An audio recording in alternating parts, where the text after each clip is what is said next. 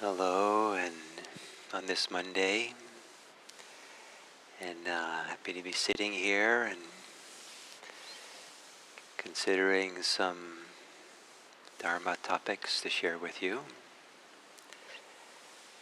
And sometimes when people sit down to meditate, they're supported by the idea that how lucky they are to not have to do anything for a few moments.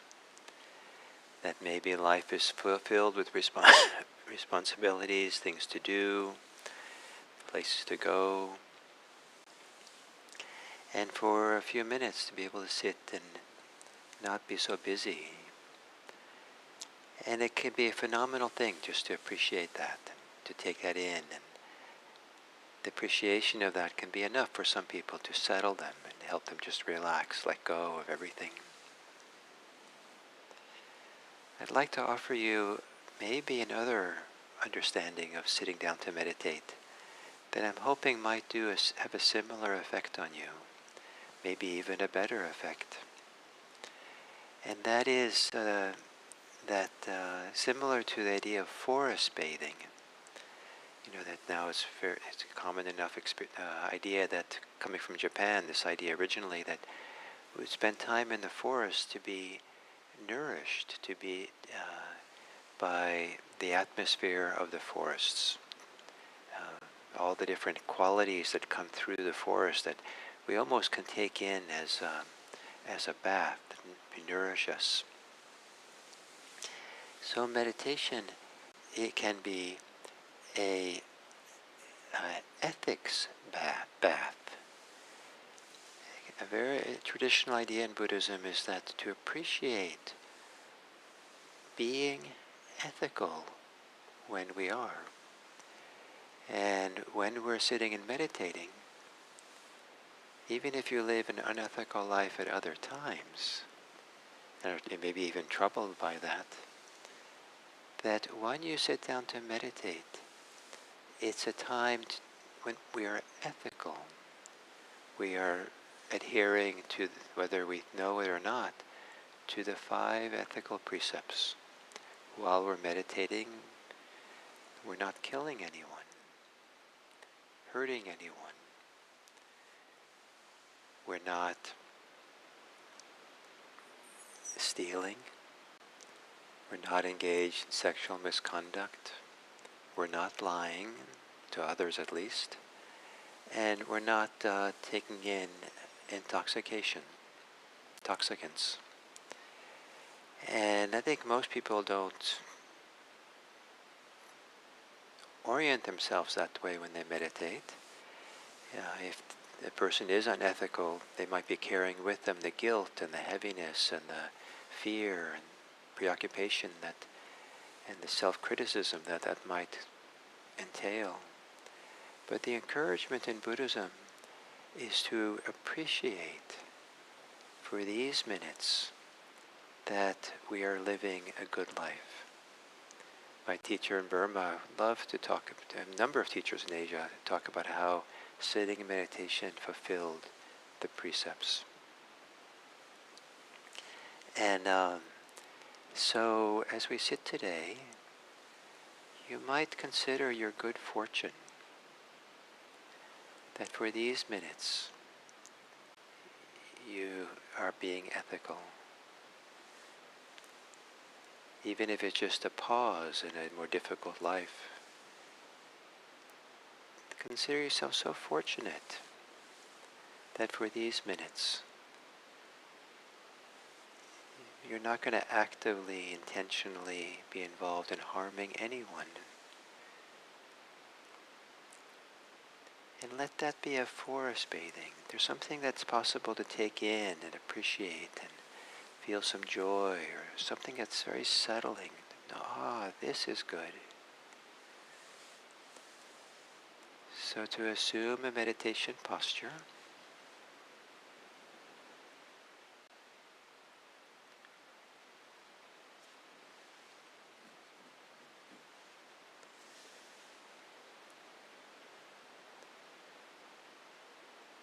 when one way I like to think of the posture in meditation, where there's walking, standing, sitting, or lying down, is one way or the other to assume a posture of dignity, or a posture that you're allowed to exist, you're allowed to show up, you're allowed to be here in a full way. And certainly there's no need for these minutes to diminish yourself.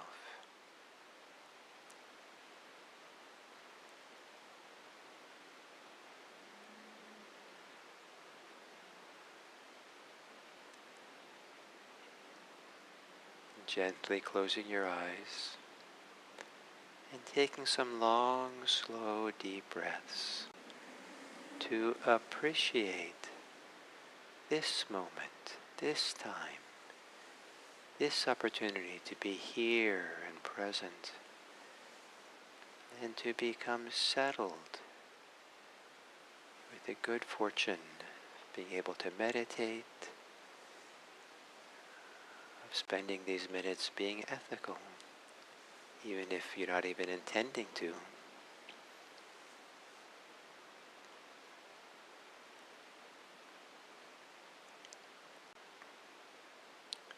Relaxing as you exhale.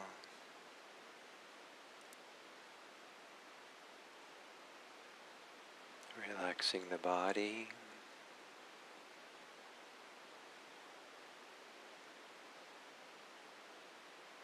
Relaxing the heart.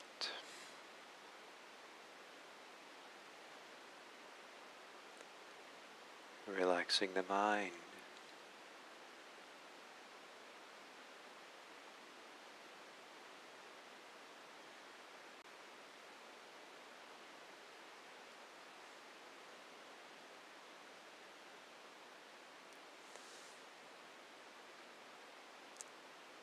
Letting your breathing be normal, simple, and relaxing the thinking mind. Relaxing that part of the mind that has any force in it to be involved in the past or the future.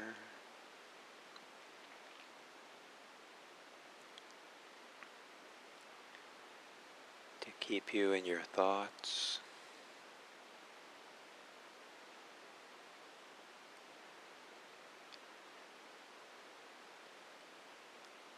Relaxing the thinking mind.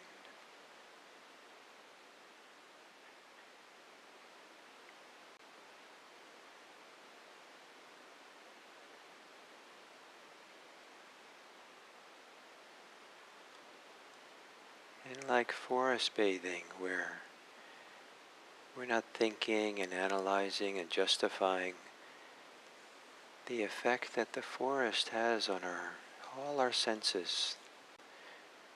We're just taking in as a bath. Maybe there's a way for you to do ethics bathing, where there's no need to justify it or question it, or just the radical simplicity of sitting, meditating, fulfills the precepts.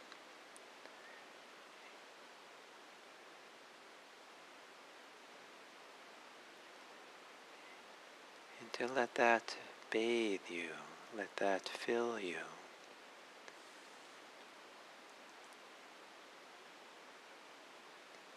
To let that settle something in you.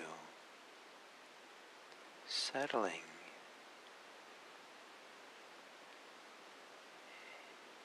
Any doubts or criticism you have of yourself.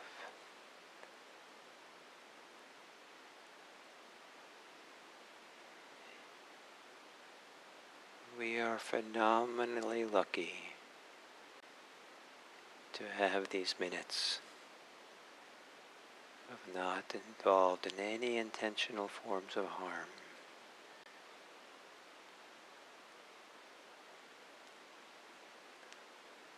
breathing, sitting with our ethics in order for these minutes, and appreciating that, bathing in that.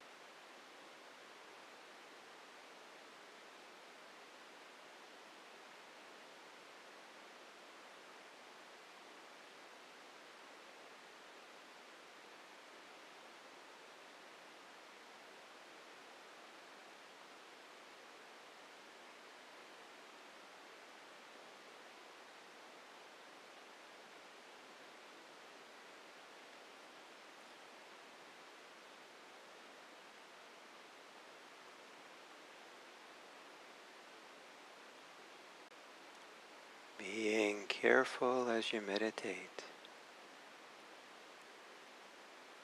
that you're not allowing yourself to bathe in harmful thoughts, in thinking that does not have a good effect on you. Relax the thinking mind.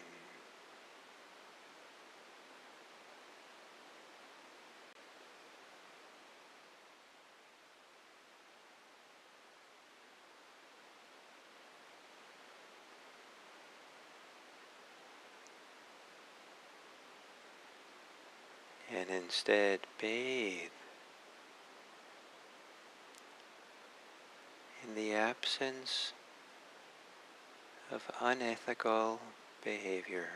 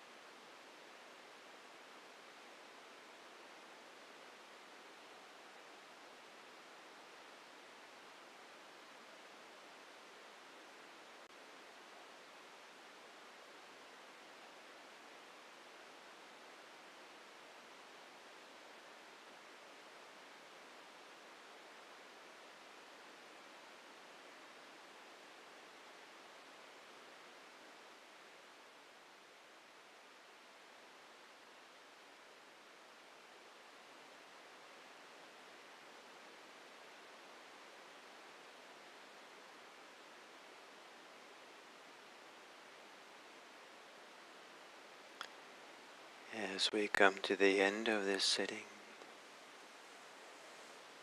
to be able to better appreciate the ethics, the ethical, good ethics of sitting and meditating.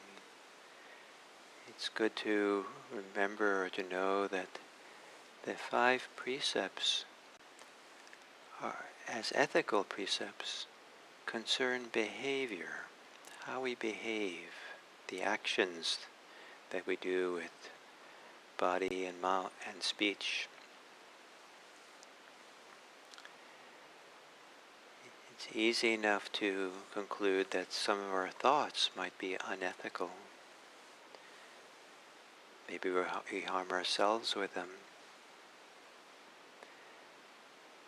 But that's not seen as so much as an ethical issue, as an issue of the lack of wisdom.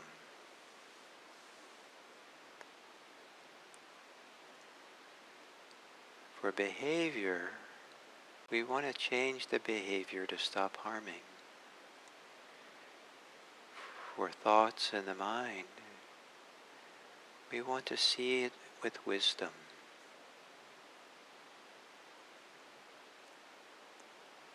And one way to see with wisdom is to see, understand, have confidence. At least our behavior is not causing harm. And may it be that this meditation session, reveals to us how to live with ethical behavior, how ethical behavior nourishes us and maybe nourishes others. And maybe that behavior supports us then to cultivate wisdom about ourselves. May all beings benefit from our ethical behavior. May all beings be happier, safer, more peaceful and freer, that we behave according to the 5 precepts. And meditation teaches us that there's freedom for us in not picking up and engaging in unethical behavior. It's not so much we have to do something, it's mostly we don't do something. May all beings be happy.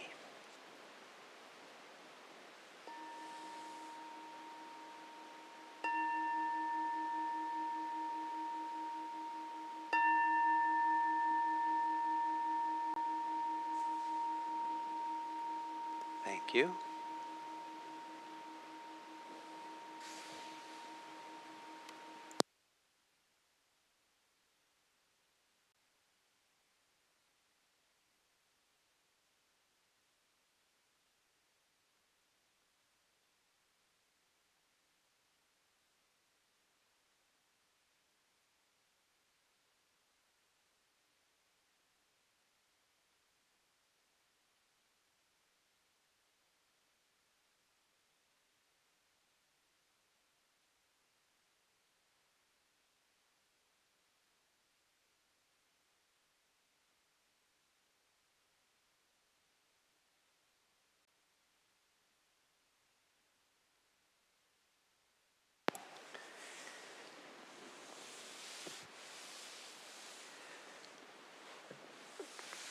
So hello on this Monday, and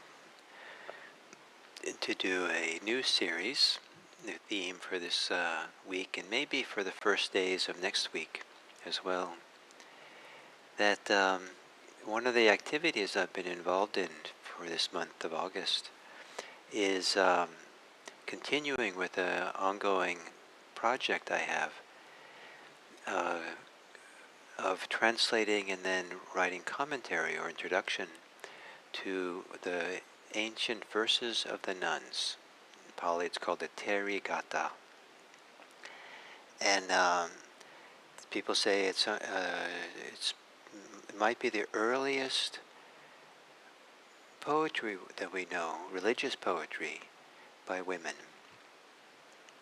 And it's purported to be the verses, the poetry of the direct disciples of the Buddha, though I think some of them were written later, maybe by nuns in the centuries after the Buddha as well. And it's a remarkable collection of poems, Buddhist poems, for many reasons. One of them is that the tremendous confidence of these women. They describe some of them, tremendous difficulties that they go through, the life difficulties, the death of their children, the death of their family, the challenges of abusive marriages, and all kinds of challenges that they have. And somehow they make their way through it. They become, they practice, they become nuns, and they confidently live in the world. And they confidently live recognizing and proclaiming their full awakening, that the full awakening is possible. And I think this text is a celebration of people who are celebrating not only their potential for awakening, but their actually attainment of it. And it has greater value in the contrast to the very difficult lives some of them lived before they became nuns. So I've translated this some years ago, and it's been sitting on the shelf for some time, and now I'm writing the introductions to it. So I hope to have some point be able to publish it as a book. But I delight in some of these poems, and so I wanted to share some of them with you and talk with you about some of them. And this one that I'll read is. You'll see that there's a connection to the guided meditation we just did, those of you who were there for it. And this one, there's nothing in the poem that the woman is a nun. It's a story earlier in her life, and probably she became a nun later. And it's also not clear that she's the one who wrote it, but it's a dialogue between a woman, I think a young woman here, named Punna, and Punna is a servant of a mistress who is maybe quite abusive or seemingly quite ready to punish her for not doing her job well. And as a servant, what she does is she's a water carrier, and there was no running water. And so if there was a need for a household, especially a wealthy household maybe, to have a lot of water, it was someone's job to go down to the river and pick up the water and carry it back. And maybe that had to happen many times during the day. And it's not clear how far she had to carry it. And in this poem, she's going down to the river at a time of the year when the water is quite cold. And even then, she had to kind of step into the water, the cold water, and to scoop up the cold water and carry it back. And she runs into a Brahmin who is down there. A Brahmin is kind of like a priest of the Brahmanical religion. And one of the central rituals of Brahmin priests is to go down to the river and sacred rivers and bathe.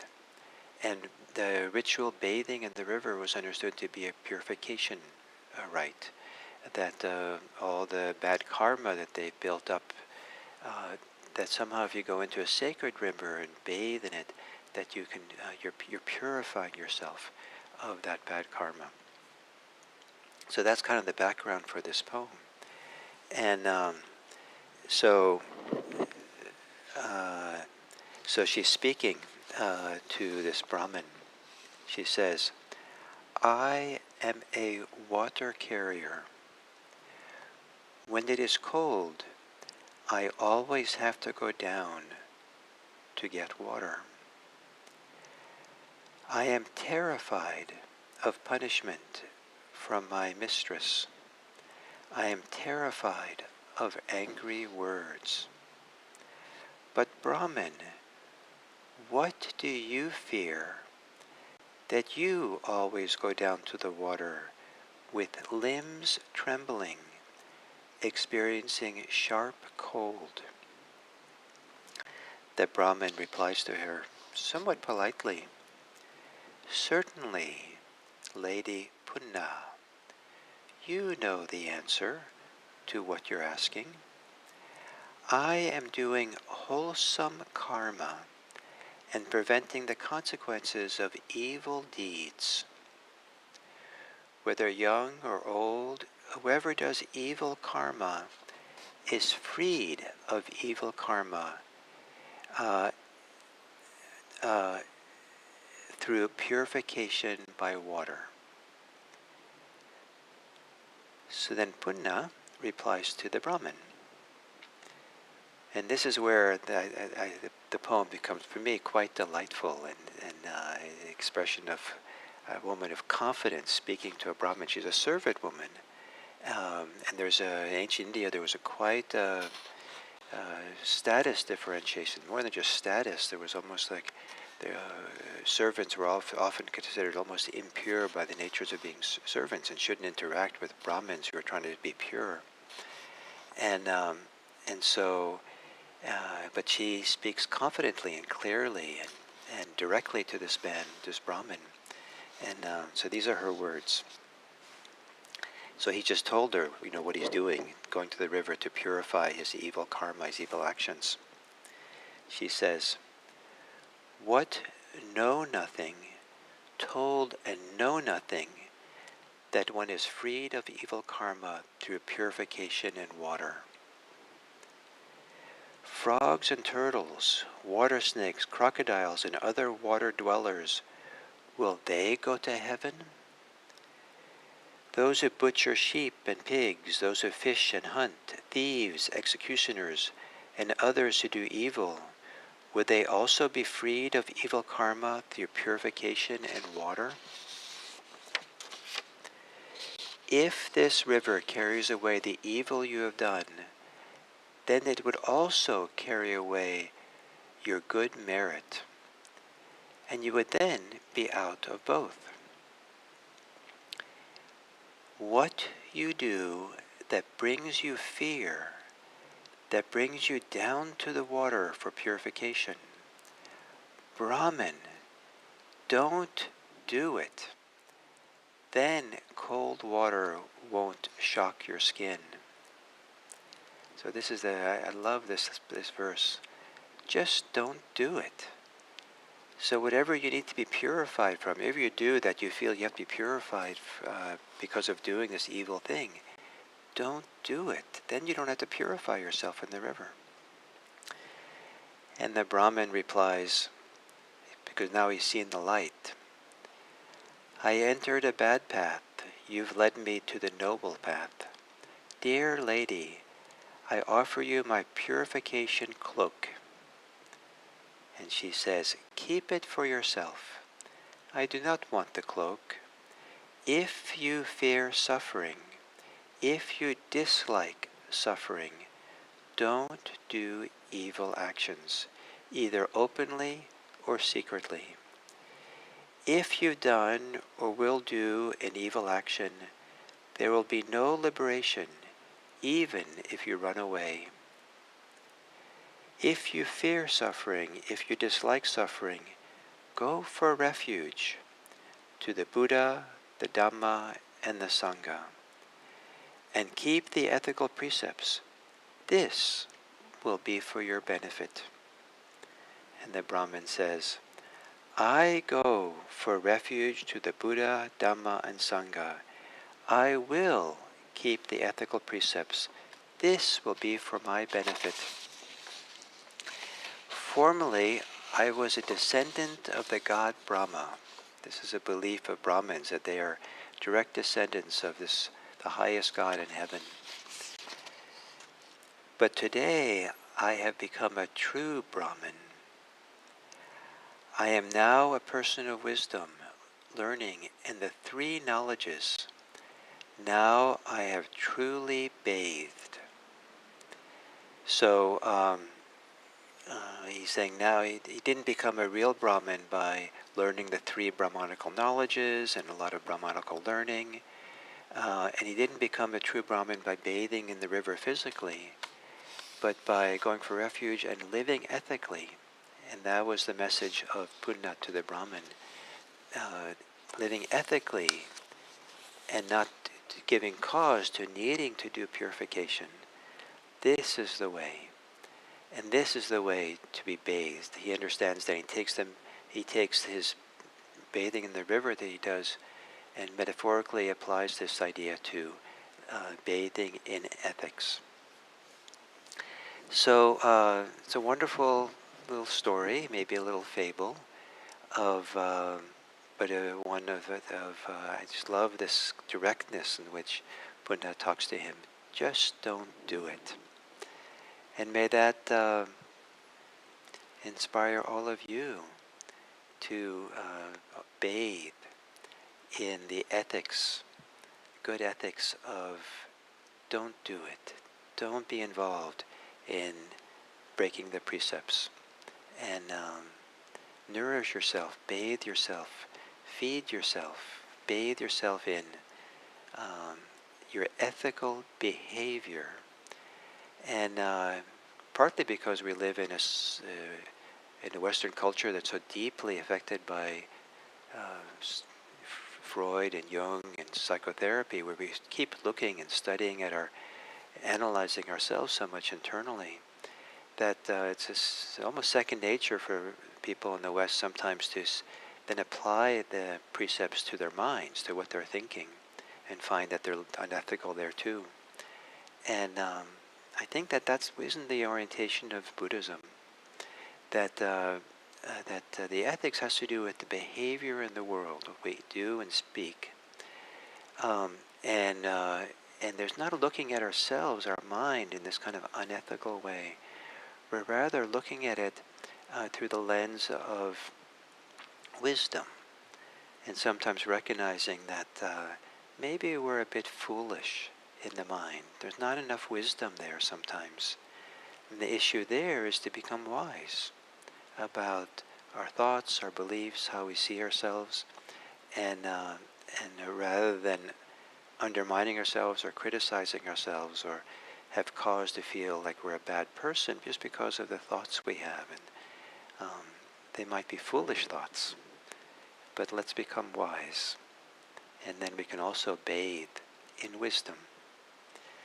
So this is the first poem, commentary about it for this week, and I hope that you enjoy and appreciate these poems that I have given myself over to for a good number of years. I've been living in these poems and thinking about them, translating them. So thank you very much.